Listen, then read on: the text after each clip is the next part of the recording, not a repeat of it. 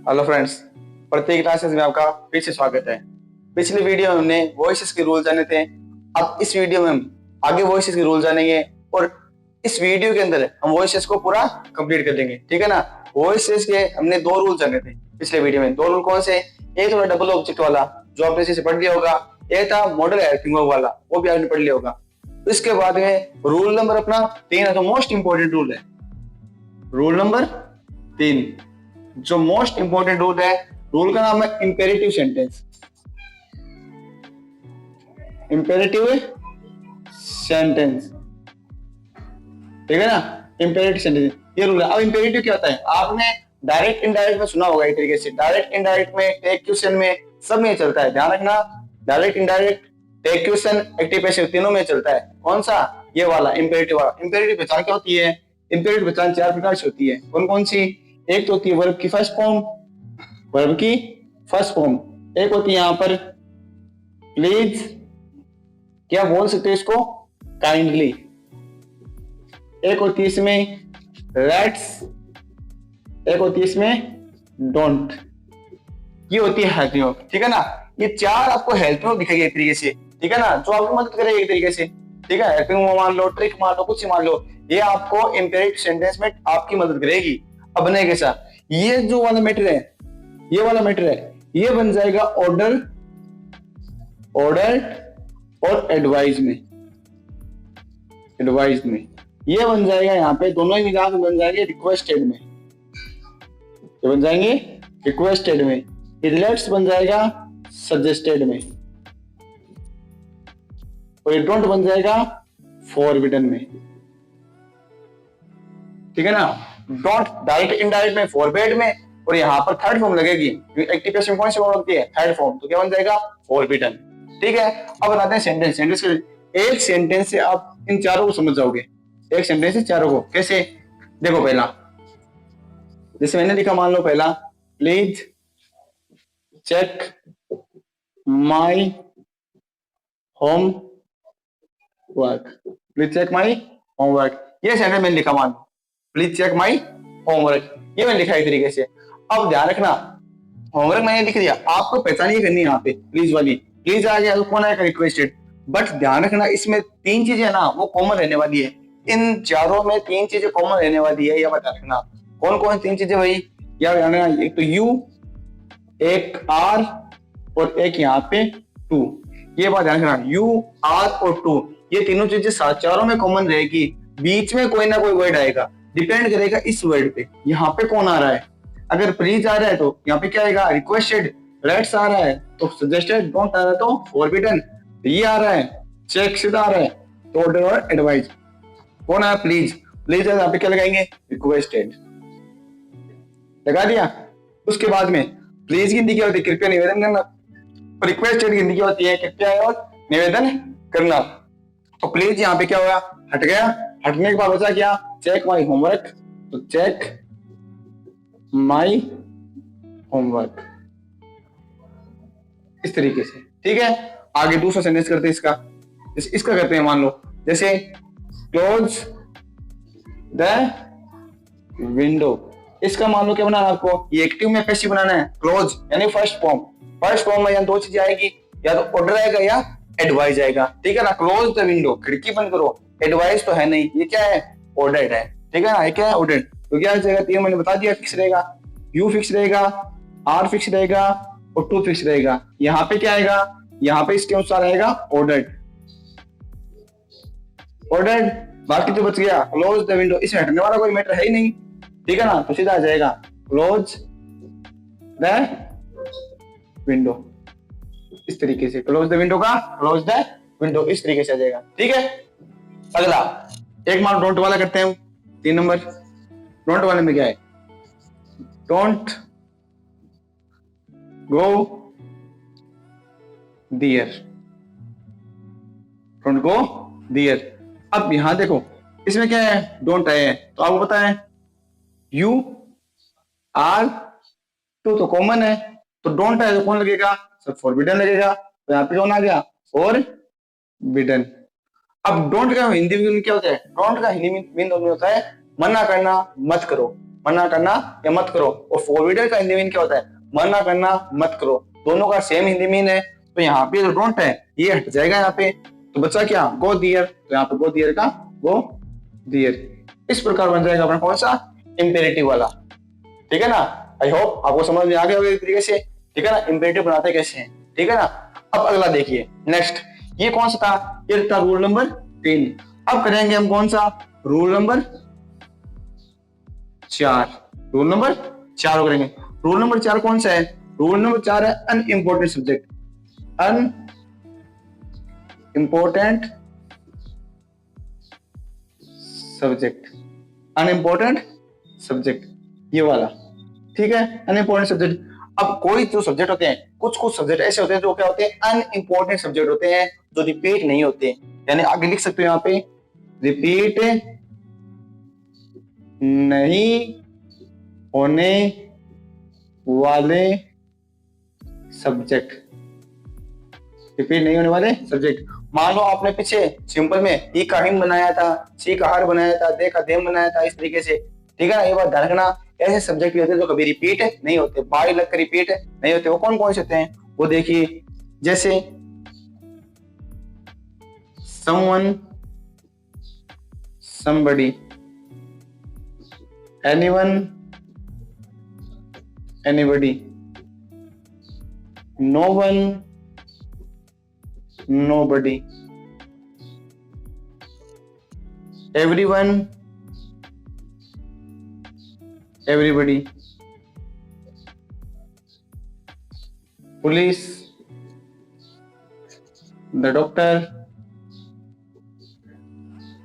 driver, conductor, children और people. ठीक है ना, ये सारे वर्ड है कौन कौन से, समवन, समबडी, यानी वन वाले और बड़ी वाले ये सेंटेंस, और इसके बाद police, doctor, driver, conductor, children, people और एक थीप, ये भी है ना अनइम्पोर्टेंट में आता है। ये सारे क्या है, अनइम्पोर्टेंट सब्जेक्ट, रिपीट नहीं होंगे इस तरीके से। ठीक है ना, इसके एग्जाम्पल करेंगे हम, अभी करने वाले हैं। अब इसको स्क्रीनशॉट लीजिए जल्दी से।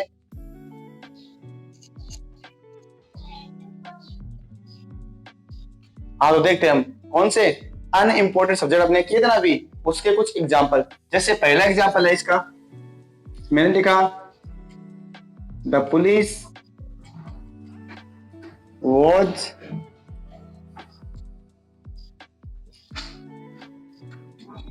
Catching the thief. ये मान लो हमने सेंटेंस किया, ये तो किस में है, ये है एक्टिव में, चल किस में करना है इसको, पैसिव में। तो बनाया कैसे, अब पता आपको ये ऑब्जेक्ट है द थीफ तो आ जाएगा आगे द थीफ। अब यहाँ पे हेल्पिंग वर्ब मैंने पहले वीडियो में सिखा दी, वॉज और वर, AGMR, चल किस में होगा, उसी में होगा, साथ में जुड़ जाएगा बीइंग, जुड़ गया। कैच की थर्ड फॉर्म क्या होती है, कैच की थर्ड फॉर्म होती है कोट, कोट। उसके बाद में बचा कौन इसमें, बचा द पुलिस। द पुलिस क्या होता है, अनइम्पोर्टेंट सब्जेक्ट होता है। कौन सा, अनइम्पोर्टेंट सब्जेक्ट, जो रिपीट नहीं होता। यानी इस वाक्य कहां पे खत्म होगा, यहाँ पे। कॉम्पिटिशन एग्जाम वाले सुन लेना एक तरीके से, आपको अगर एक में क्या होगा, रिपीट किया हुआ मिलेगा, और एक में रिपीट किया हुआ नहीं मिलेगा, जिसमें नहीं मिल रहा है वही आपका सही होने वाला है। ठीक है ना, ये बात आप ध्यान रखना एक तरीके से। ठीक है ना, अगला देखो जैसे दूसरा एग्जाम्पल, इसी में someone had closed the window, ऐसा मान लो सेंटेंस आ गया। तो इसमें क्या होगा, पहले क्या आएगा, द विंडो, द विंडो। उसके बाद में हेड का क्या बन जाएगा, हैड बीन, हेड का बन जाएगा हैड बीन, थर्ड फॉर्म दी हुई है, क्लोज द, क्लोज्ड, ये आ गया इस तरीके से। अब ध्यान रखना, अब कौन है यहाँ पे, समवन। समवन क्या होता है, अनइम्पोर्टेंट सब्जेक्ट, जो रिपीट नहीं होगा, यानी यहाँ पर खत्म हो गया। यानी एक तरीके से जो मैंने वर्ड लिखवाए हैं अनइम्पोर्टेंट वाले, उनको रिपीट नहीं करना बाई लगा के। मेन बात आप समझ गए होंगे, मुझे पता है 2 एग्जाम्पल से आप पूरी बात समझ गए एक तरीके से। अब चलते हैं हम अगले रूल की ओर। अगला रूल कौन सा है, अगला रूल इसमें है rule number 5, interrogative sentence, interrogative sentence का। ठीक है, इंट्रोगेटिव सेंटेंस है, ये रूल है। इसमें देखना इंट्रोगेटिव यानी कौन कौन से वर्ड, जो WH वर्ड होंगे, ठीक है ना, WH वर्ड होंगे। इंट्रोगेटिव शुरुआत दो तरीके से होती है, या तो हेल्पिंग वर्ब से या फिर WH वर्ड से, ठीक है, हेल्पिंग वर्ब या WH वर्ड से।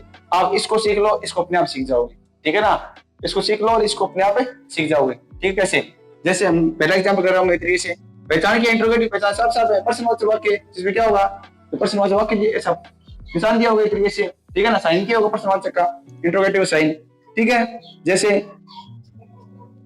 इज सी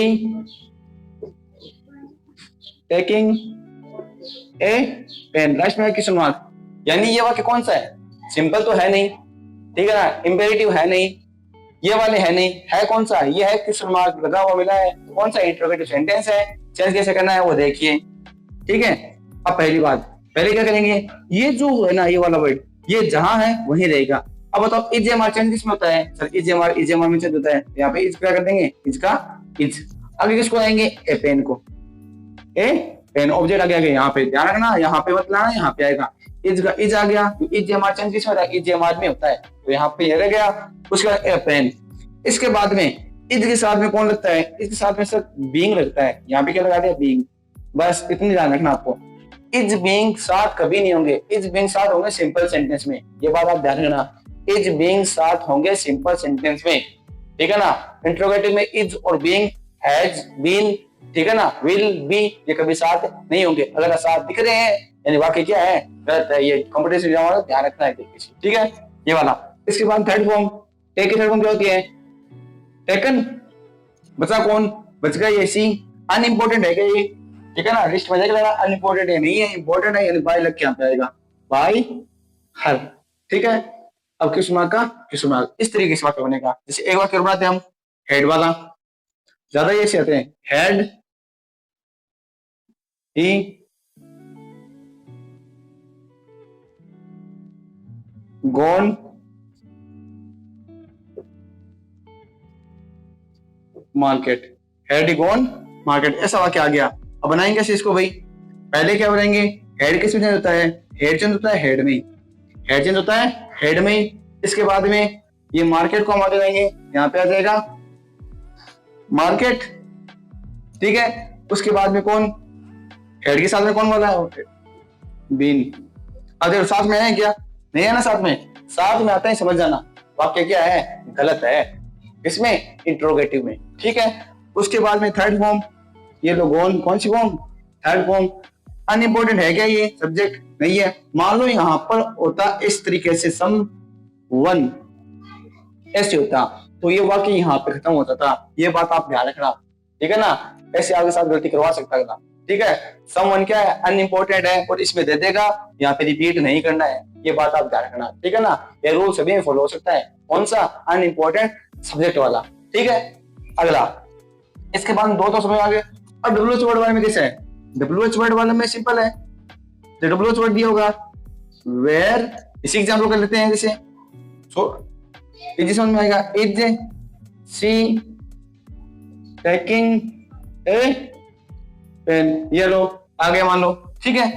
अब फर्क क्या है, यहाँ देखो वेयर के अलावा, यहाँ वेयर के अलावा क्या है, सारा वाक्य क्या है, सेम है ना, तो ध्यान रखना WH वर्ड तो क्या रहेगा, WH वर्ड तो रहेगा सेम, ठीक है ना, WH वर्ड रहेगा सेम।